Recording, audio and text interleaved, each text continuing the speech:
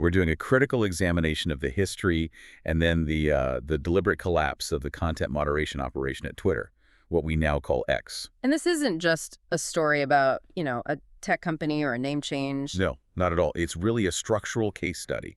It's about what happens when a rigorous, and I mean deeply philosophical, approach to online safety is just systematically taken apart, intentionally. Exactly. And you came to us with some amazing source material detailing the very long career and really unique safety philosophy of a key figure. A figure who pretty much defined content moderation for more than a decade. So our mission today is kind of twofold. First, we're going to unpack the rigorous, almost defensive approach that governed the platform during its formative years, its explosive growth years. And then second, we're going to trace the mechanical process. How did that established infrastructure just crumble under all that public scrutiny and, of course, the dramatic leadership change? The central figure in all this, the person we're focusing on, is Del Harvey. Right. She was the vice president of trust and safety. She joined the company way, way back in October 2008. 2008, that's ancient history in internet years. It really is. And she led trust and safety, or TNS, for 13 very intense years, right up until 2021. Her job was just monumental. I mean, how do you even define that job? Well, she was tasked with defining policy, ensuring user safety, privacy, and security in what was back then a totally unprecedented, globally scaled, real-time digital space. This is such a crucial investigation for anyone who's just trying to understand how the internet works today.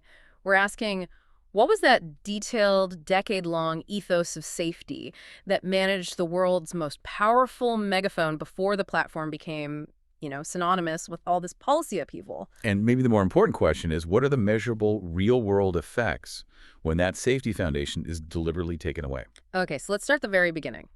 The genesis of Twitter's trust and safety operations. Because the whole philosophy, which was basically risk mitigation, it was forged directly by Del Harvey's extremely intense professional background. Her previous experience is so important here. It's vital context for understanding why Twitter adopted this safety-first, almost doom-laden mindset. So before she was dealing with trolls and bots, what was she doing? Well, for 5 years before 2008, she was law enforcement liaison for a nonprofit, and that nonprofit was dedicated entirely to fighting child sexual exploitation. Wow. Okay, so that is heavy, real-world, high-stakes experience right there. Oh, absolutely. That fundamentally changes your perspective on what the stakes of digital communication really are. This wasn't just, abstract policy work in an office somewhere. Not all. We're talking about working directly with serious federal agencies. The FBI, the U.S. Marshals, the Secret Service, all of them focused on real immediate harm prevention. Rescuing victims, prosecuting perpetrators. Exactly. And to make that grounding even more concrete, she was so deep in this world that she even played the role of a decoy on Dateline NBC's To Catch a Predator segments. You're kidding. Not at all. So when she finally arrived at Twitter, her perspective was just inherently and deeply focused on the absolute worst-case, real-world scenario. And that leads us right to the core ethos of her team. The name they had for themselves internally says it all. They call themselves the Dream Crushers. It's a joke, but it's not really a joke. Yeah. That nickname perfectly captures the necessary internal tension that existed at Twitter for years. So her team was explicitly set up as the counterbalance to the product development teams. Precisely. While the engineers were all focused on innovation, on utility, saying things like, we're designing this new feature to make the user experience as pleasant as seeing kittens. Her team's job was to jump in and point out the hidden danger. Right. To say, yes, but this feature, this thing you designed for kittens, could also be used to shoot bullets. That's the ultimate stress test for any piece of technology, isn't it? It forces the innovators to confront the dark utility of their own creations. And she summarized this core strategy, which really became a guiding principle for the company. She said, I pause and I think, how could all of this go horribly wrong? I visualize catastrophe. I visualize catastrophe. That's quite a mission statement. It's a fundamentally preventative approach to social media design. Yeah. You're not just reacting to abuse after it's already happened. You're building the feature itself with the assumption that every single tool will be weaponized by someone, somewhere. Exactly. And that process forces you to build in robust, necessary protections for the unexpected and, well, for the malicious. And we have a fantastic, really technical and concrete example of this catastrophic visualization in action. A preventative step they took really early on that protected millions of users. Yeah, especially when the platform started integrating rich media, photos. This is the geodata stripping case, right? It is, and it's Yeah. just a brilliant illustration of preemptive liability mitigation. So when Twitter launched the ability for users to add photos to their tweets, Harvey didn't just see a picture of a concert or a landscape. She saw a potential weapon. Exactly. Her guiding question was the most existential one you could ask. How could a simple picture of my cat, Eli, inadvertently lead to my death? That is some dark, necessary thinking, but it forces you to define the risk very, very clearly. What was the specific mechanism of harm she was worried about? So the threat wasn't the image itself. It was the technical metadata that was embedded inside the file. Okay, break that down for us. Modern smartphones, they automatically include a huge amount of technical data in every photo file. It's called IF-ADA Exchangeable Image File Format. Right. And crucially, this ICX-IF data includes geodata, the precise location information, the GPS coordinates of exactly where that picture was taken. So if a user takes a photo of their cat in their living room and posts it to Twitter, they are, without realizing it, broadcasting their home address in the hidden data of that image file. That's it. This data could inadvertently reveal a user's home address, their kid's school, their workplace. It creates a literal digital roadmap for stalkers, for harassers, or for real-world criminals. And the preventative action wasn't a policy you had to read. It was technical. It was built in. Correct. That catastrophic visualization led to an immediate platform-wide preventative action that was coded directly into the product. So what did they do? Upon launching the photo feature, they proactively stripped all of the geodata out of images as they were being uploaded to Twitter's servers. Automatically, for everyone. Automatically, universally, and transparently. This ensured safety protections for both the expected uses, like sharing a concert photo, and for the unexpected malicious use cases that users might not even realize they were enabling. It was a commitment to safety by design, mitigating these existential threats before they could ever materialize at scale. Exactly. The trade-off was so minor, you lose some location metadata. But the liability mitigation, the harm prevention, was absolutely massive. And the need for that kind of catastrophic thinking, it only got more intense as Twitter grew. Oh, it amplified exponentially. I mean, when Del Harvey joined in 2008, the challenges were serious, but the volume was, manageable. But within just a few short years, the scale problem became almost abstract. The sheer volume of activity just defied any kind of conventional policing. The numbers here are truly staggering, and they fundamentally change the nature of the moderation challenge. Let's just look at that growth curve. Okay, so January 2009, the platform saw just over 2 million new tweets posted each day. 2 million a day. That sounds like a lot, but in this context, it's manageable. It's manageable, yes, but then you fast forward just 5 years. By January 2014, that number had exploded to over 500 million tweets daily. Wait, say that again? From Yeah. 2 million to... 500 million. Right. It's a 24,900% increase in activity in just half a decade. The pace of communication is what really warps the perspective there. To help you visualize that jump, in 2014, 2 million tweets, which was the platform's entire daily volume from 2009. That was happening in less than 6 minutes. Less than 6 minutes. That is the definition of instantaneous global scale. And this scale is where the philosophical rubber meets the mathematical road.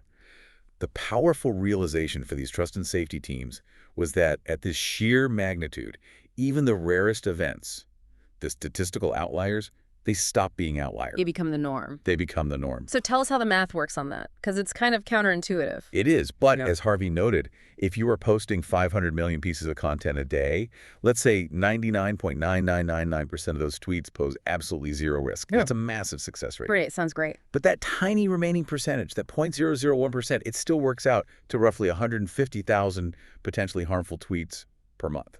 The edge case, that theoretical 1 in a million chance, is happening 500 times a day.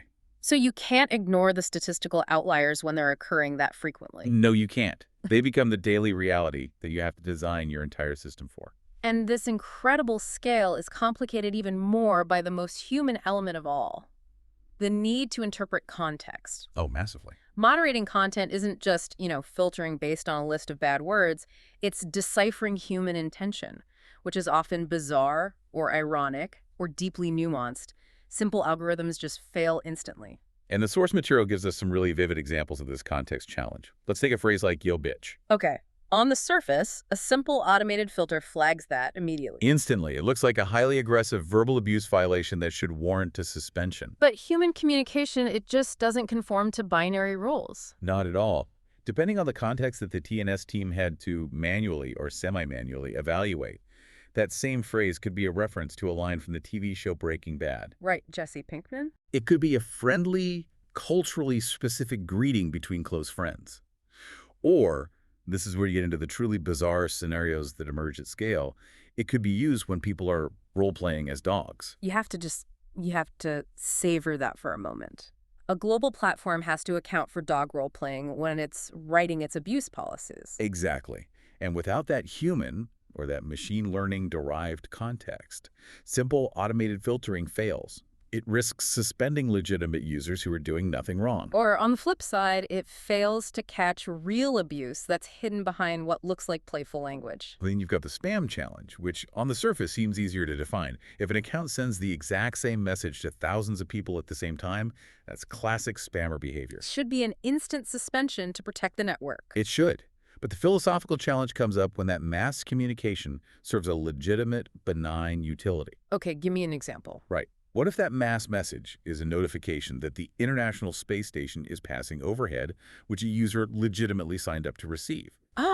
So suspending that utility account by mistake just disappoints thousands of stargazers and you end up silencing useful, legitimate information. Exactly. So TNS has to create these complex rules that distinguish harmful repetition from useful utility. And the stakes get even higher when the behavior is actually malicious, like phishing. Sending the same harmful link to steal account info or credit card numbers, that's clearly malicious. It is, and Twitter absolutely had to suspend accounts doing that and do it rapidly. But then you have to consider the other scenario where the exact same behavior mass sending an identical link is essential to the public interest. Like what? Well, what if that link contains a video recorded by a bystander of a police officer beating a nonviolent protester, immediately sharing that crucial video documentation to the world? You can't risk silencing that crucial speech. It's a form of citizen journalism. You can't. So you can't automatically remove it as spam or phishing. The complexities meant TNS had to evaluate hundreds of different behavioral parameters for every single account that got flagged, knowing they still might get it wrong and need to constantly reevaluate. So moving into the operational side of things, that need for vigilance, it translated into practical advice for users. Harvey spent a lot of time advising users on how to manage their own obscurity and personal safety in this high-stakes big data world. She did. She had some very clear, actionable takeaways for everyone listening today, really, regardless of which social media platform you primarily use. And her focus was on cybersecurity fundamentals. Right, but with a unique emphasis on real-world prevention. First, she always stressed the importance of using a password manager. LastPass, 1Password, a system-based one. Any of them. The goal is to ensure you use unique, complex passwords for every single service and to avoid falling for phishing sites. Unique passwords are just non-negotiable in the current digital landscape. Absolutely non-negotiable. Second, she insisted that users keep their system software, anti-malware, and antivirus updated. And she deliberately emphasized this is necessary even if you are on a Mac. That's a vital correction. A lot of people have that misconception. A huge one. The lingering idea that Macs are somehow magically impervious to malware or sophisticated attacks is dangerous. As they get more popular, they just become bigger targets. Okay, so password manager, keep software updated. What about access control? Third, always use two-factor authentication, or 2FA, if a site offers it. That simple layer is the single most effective defense against your account being taken over, even if a malicious actor gets your password. And then she offered a surprising safety tip, one that was particularly relevant for people attending protests or anticipating any kind of high-stakes interaction with law enforcement. Yeah, this one is really interesting. But what was that surprising tip for preserving privacy under pressure? Turn off Touch ID, Face ID, or any kind of thumbprint recognition on your devices, relying only on a traditional password or passcode. Okay, what's the legal reasoning there? It's crucial. Unlike biometric locks, you generally cannot be legally compelled in many jurisdictions to provide your password to unlock your device. There are ongoing legal cases about forced fingerprint and facial unlocking. So a password provides a greater layer of, say, constitutional protection than a biometric key does. In many cases, yes. It's a massive operational tip for preserving your privacy and civil liberties in a high-stakes scenario. And this all leads into the broader concepts she talked about in the context of big data, which she called privacy through obscurity. Yes, and obscurity here, it doesn't mean hiding your existence entirely. It means minimizing your data footprint. It means maximizing the effort a malicious actor has to expend to track you down or connect the dots on you. Because in the age of big data, hundreds of little discrete pieces of information, a forum post here, a photo tag there, an old address in some database, can be easily assembled into a comprehensive profile of you. Precisely. So increasing your obscurity means actively controlling how many resources a malicious actor has to use to find you. It's about active digital hygiene. Right. This involves controlling your access and your searchability. She pointed out that these data broker sites, like Family Tree Now or Spokio, they easily aggregate and publicly reveal your addresses, your relatives, your past locations. And you have to manually opt out of those. You have to manually seek them out and opt out. It's an active, ongoing responsibility for users. And there's also the element of leveraging social cues to communicate with your inner circle, without exposing sensitive data to the wider public. Absolutely. She stressed the importance of maintaining context and clarity in your sharing. She cited Dana Boyd's concept of social steganography. Which is what, exactly? It's the practice of hiding information in plain sight, using shared knowledge and cues that are only understandable to an inner group. For example, using a nickname for a sensitive location that only your friends would recognize. I see. So this strategy prevents the casual hobbyist stalker, or worse, the organized one, from assembling a detailed, actionable profile of your real life just by monitoring your public posts.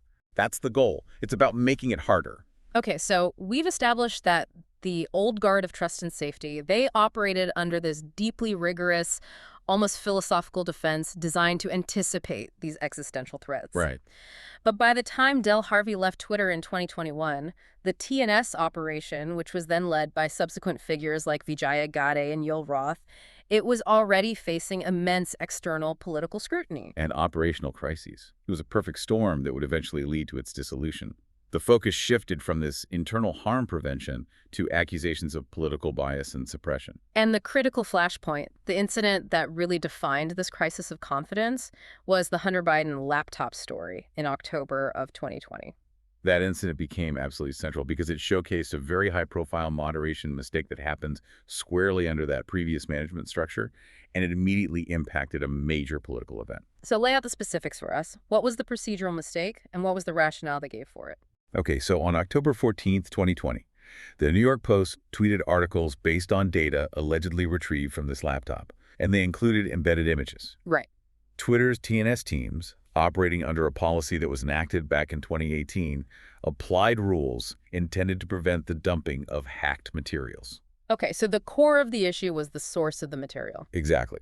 Because the provenance of the laptop data was unclear and it could potentially violate rules against distributing illegally obtained information, Twitter blocked the links to the Post's articles from being shared on the platform. And the company later admitted this initial pretty severe action was a major error in judgment. They did.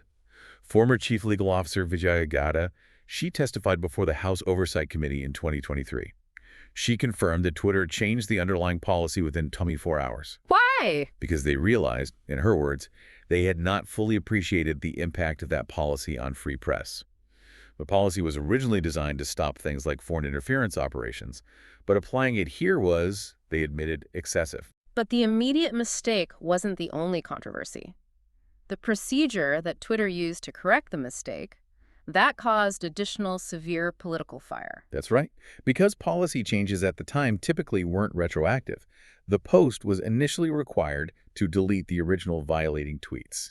Even after the policy had already changed. Even after the policy changed, they had to delete the old tweets before they could tweet the content again. And the Post, as a matter of principle, chose not to delete them. They argued they hadn't violated any standing policy. So how long was their account locked? It took 2 weeks for Twitter to finally make an exception, retroactively apply the new policy, and reinstate the account without requiring the deletions. And Gadde admitted that was a mistake in the hearing. She did. She conceded during her testimony that, in hindsight, the account should have been reinstated immediately. And this incident, it became the cornerstone of claims of political bias and suppression. This all culminated in that 2023 House testimony, where the former executives were pressed really hard on whether there was collusion with the government or political campaigns to suppress the story. Absolutely. Congressman Comer, who was chairing the committee, asserted directly that the decision suppressed information that could have changed the outcome of the 2020 election. In response, Gaddick, Roth, and the former Deputy General Counsel James Baker, they all offered specific denials under oath about direct political interference. So what were those key denials, specifically regarding direct pressure from political campaigns? All three of them, Gaddick, Roth, and Baker, unequivocally denied that the Biden campaign or the DNC had directed Twitter to take any specific action on the laptop story. And what about the FBI? Yoel Roth and James Baker specifically denied that the FBI told them the laptop story was fake or that the material was definitively hacked. They defended the decision at the time as a purely internal interpretation of an existing policy designed to counter foreign influence, not a political instruction. However, the FBI was in communication with the TNS team about potential foreign influence operations around the election. That's the critical nuance they had to address. That is the crucial distinction that really reveals the complexity of these TNS operations. Roth admitted that while the FBI did not label the Post story as fake, the FBI had specifically warned Twitter about a general increase in hack and leak operations. And those warnings were potentially involving politically sensitive information. Yes, including information relating to Hunter Biden. The executives maintained that the FBI's warning was general, but it definitely raised their internal threat sensitivity regarding the use of hacked materials just weeks before an election. So the defense was essentially, we were reacting to a legitimate, high-level foreign interference threat assessment, not a specific political request from a campaign. Exactly. And Roth also conceded that the government does regularly report content for review. He cited the flood of thousands of Russian propaganda accounts pumping disinformation into social media platforms. The relationship between TNS and the government was frequent, but, he argued, it was focused on large-scale security threats, not necessarily editorial judgment on news stories. Beyond that huge political controversy, what other revelation came out of those hearings about everyday, invisible moderation practices? The existence of invisible moderation policies was confirmed, and this revealed a major lack of transparency in how Twitter was treating user visibility. So what did Roth confirm? He confirmed that, at the time, Twitter did not disclose to users when they were subject to what was called visibility filtering. Okay, so what does visibility filtering actually mean in mechanical terms? What's happening to my account? It means that while your tweet wasn't removed, its reach was being severely restricted without your knowledge. You could be placed on a search blacklist, which means your content would not appear in search results. Or you could be put on a do not amplify list, meaning Twitter's algorithms would actively suppress the tweet from appearing in other users' timelines, even your own followers. So to you, your account appears totally active, but you are effectively shouting into the void. What was the rationale for keeping that practice invisible?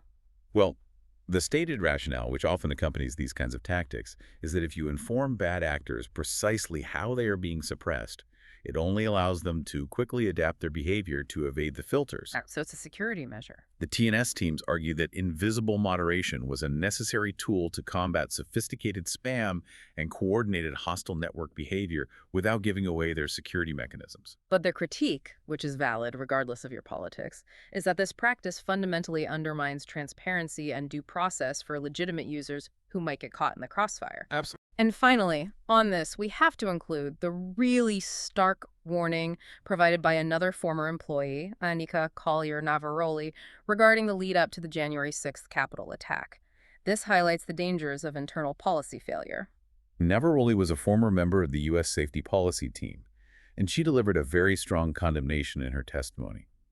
She stated clearly that Twitter failed to act on actionable intelligence before January 6th. So what did she recount? She said that internal teams had flagged content, including specific threats of violence and coordinated chaos.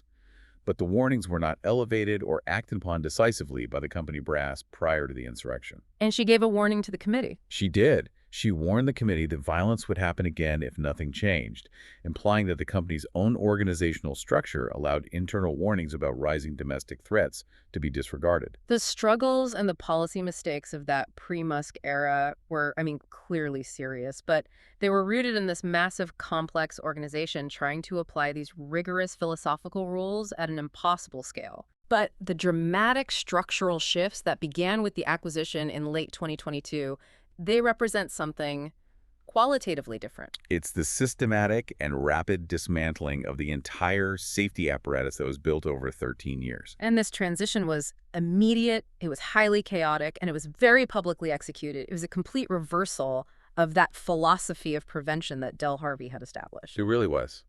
When the acquisition closed, Elon Musk initially announced his intention to establish a content moderation council. Right, I remember that. Staffed with diverse viewpoints to guide the platform's content policy going forward. And this was positioned as a replacement for the existing internal policy structure. But that council, the one designed to provide the new leadership with guidance, it was never formed. Never formed. Despite the initial declaration that no major content decisions would happen until the council convened, the idea was just abandoned. And meanwhile, the existing established governance structure, the Trust and Safety Council, was swiftly and unilaterally dissolved. And it's so important to remember that the TNS Council wasn't an internal team. It was a crucial external check and balance. Exactly. This council, established back in 2016, was a volunteer group of around 100 independent civil rights, human rights, and academic organizations. They provided expert external advice on these critical areas like hate speech, child exploitation, self-harm. And they were dissolved via a curt email in December 2022, shortly before a scheduled meeting.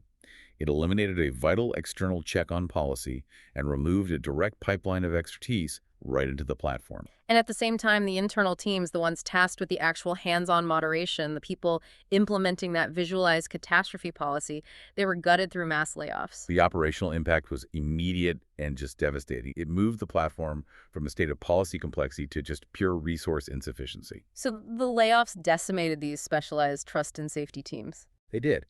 And a really stark example was reported in November 2022. It showed the restructuring was so aggressive that only one full-time stacker was left to handle all child sexual abuse material, or CSAM, issues across the entire vast Asia-Pacific region. A single person. To cover that entire area, which generates millions of pieces of content daily, that's just, it's not operationally feasible. Not at all. And the outcome of that reduction in enforcement capacity, it showed up clearly in the data. So what did the data show? Well, research from organizations like the Center for Countering Digital Hate, the CCDH, they reported a substantial rise in harmful content. And the CCDH, for context, is a nonprofit that monitors hate speech and online disinformation. Right, and their methodology involved tracking specific types of language and policy violations.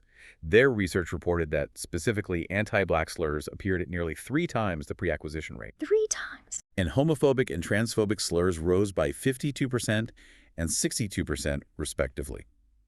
Furthermore, investigations into the platform confirmed a lapse in basic enforcement against child sexual abuse material into 2023, which directly correlates with that staff reduction. And all this chaos coincided with the articulation of a new moderation philosophy, one that was trying to balance what was termed freedom of speech absolutism with platform utility. This new policy was articulated as freedom of speech, but not freedom of reach. Yeah. It's an interesting concept. The idea was that negative or hateful tweets wouldn't necessarily be removed outright. So what would happen to them? They would be max deboosted and demonetized. Okay, let's unpack that mechanism. What does max deboosted actually mean compared to the old visibility filtering we talked about? It means that while the content stays online, fulfilling the freedom of speech mandate, it wouldn't be amplified by the platform's algorithms. It wouldn't appear on the For You page, it wouldn't trend, and it would be very difficult to find unless a user specifically searched for the account or the exact content. The rationale being that this respects speech rights while limiting the harm caused by widespread amplification. That was the rationale. But critics immediately pointed out that this meant harmful content, even illegal content like CSAM, could still remain online, just less discoverable. It shifts the burden of safety enforcement onto users and external monitors. And specific protections for vulnerable groups were explicitly targeted and removed, signaling a major policy shift away from that proactive harm prevention model. Yes, this was a very clear break from the old guard's principles. The policy that protected transgender people was relaxed, specifically the policy against dead naming. Which is the use of a transgender person's former name without consent. Right, and it's widely recognized as a deeply harmful and targeted form of harassment. That was removed. Enforcement shifted entirely to just putting warning labels on potentially violating tweets instead of outright removal. So this policy change essentially sanctioned a specific type of bullying and harassment, allowing it to persist under the guise of free expression. It drastically increased the platform's hostility for an already marginalized user group. And the proposed changes to the block feature also spoke to this new philosophy of maximizing expression over user control and protection. That's right.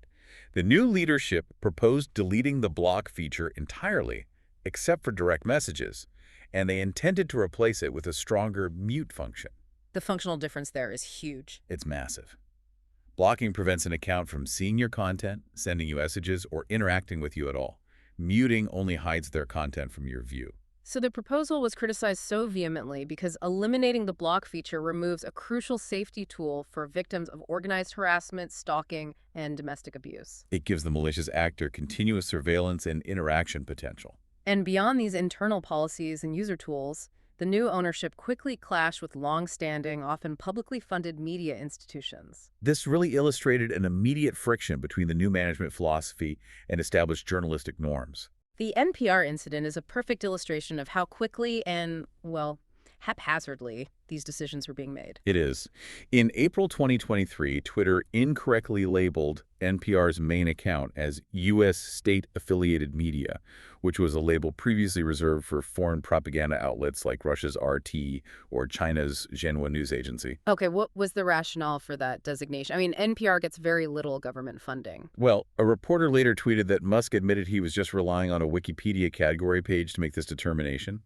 It wasn't based on any internal or external journalistic or financial audit. He just looked it up on Wikipedia. That's what was reported. And so NPR, which receives less than 1% of its funding from the government, rightly objected to being classified alongside state propaganda outlets. And the labeling continued to be inconsistent, almost mockingly so. It did. After intense criticism, the label was changed from state-affiliated to government-funded media. Then, in another bizarre turn, the Canadian public broadcaster CBC similarly paused its activity after being labeled 69% government-funded media, which was based on outdated data. And NTR eventually just left the platform entirely. They did.